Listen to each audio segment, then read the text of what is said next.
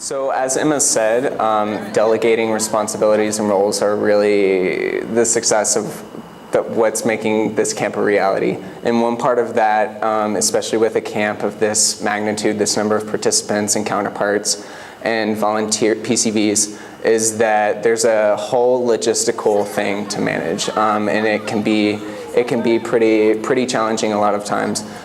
For us, one thing that makes our camp unique is that it is a camp that is sponsored by the Ministry of Youth and Sports. Because of that, there are a whole set of perks. It also comes with its challenges. For example, we did not have to raise any money for food for the camp. It's completely supported and paid for by the ministry. On the other hand, Emma and I started this process of beginning this partnership with the ministry a very, very long time ago. I think our first meeting was in August of last year, and it is currently February. So you just really have to plan ahead if you're going to have a partnership with the ministry. Two things that really make a partnership with the ministry an easier process. One of those is working with the contact person at Peace Corps. For us, it was Abdelrani. He was the person who was in charge of negotiating everything between Peace Corps headquarters in Morocco and the Ministry of Youth and Sports in Rabat.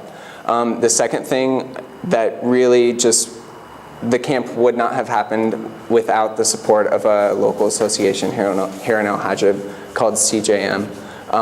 They really dealt with the whole logistical, managerial, administrative side of things. And just like a quick example of some of the things they've done, they've dealt with anytime we've had issues with the gendarme, providing the gendarme and police information about the participants' information, the counterparts' information, PCV's information.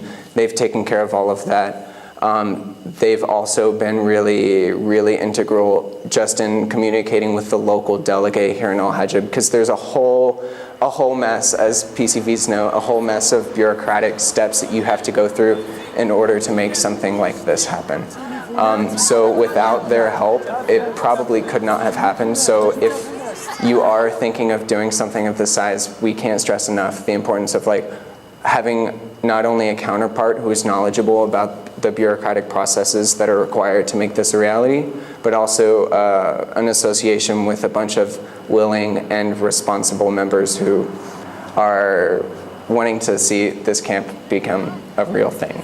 In terms of involving other Peace Corps volunteers, Emma and I began in September, I think it was, at our regional meeting, gauging interest. And that was just a very early preliminary, hey everyone, we're thinking about having a regional GLOW camp for the Mid-North region. Who thinks they may be involved or want to be involved? Who thinks they may want to send girls to the camp? So like I said, that started in September.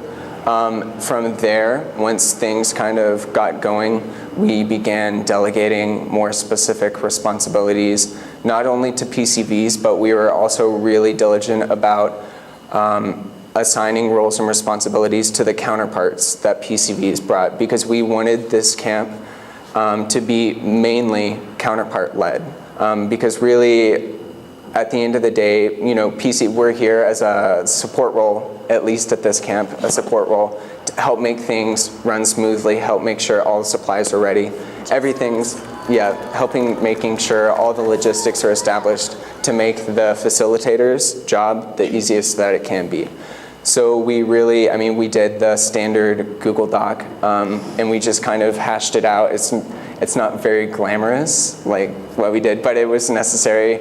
Emma and I were both really insistent about, following up with people, whether it was phone calls or emails, or both at the same time, multiple times a day, about not only, assigning responsibilities, but getting information that we needed, like what supplies do you need for this lesson, what can we do to help you? So that has been pretty much how we've dealt with that. Again, the size of this, we've been able to, because there are so many Peace Corps volunteers and counterparts involved, especially when it comes to PCVs, we've been able to delegate a lot of different responsibilities to a lot of different people, which has been so much easier, especially for us, because we Emma and I both, throughout the whole camp, there have been issues that have come up, and we're trying to make things work, and we have. It's been super great, but it's been invaluable, the help that the PCVs have.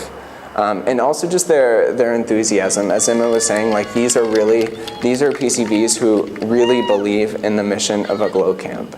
And it's just so exciting, I'm sure for Emma, but for me, it's just so exciting and rewarding to see how passionate people are when it comes to helping make this a reality. Because people realize what an opportunity it is, especially in Morocco, where space really isn't given to girls as much as it is to men. Really, how unique an opportunity this camp is.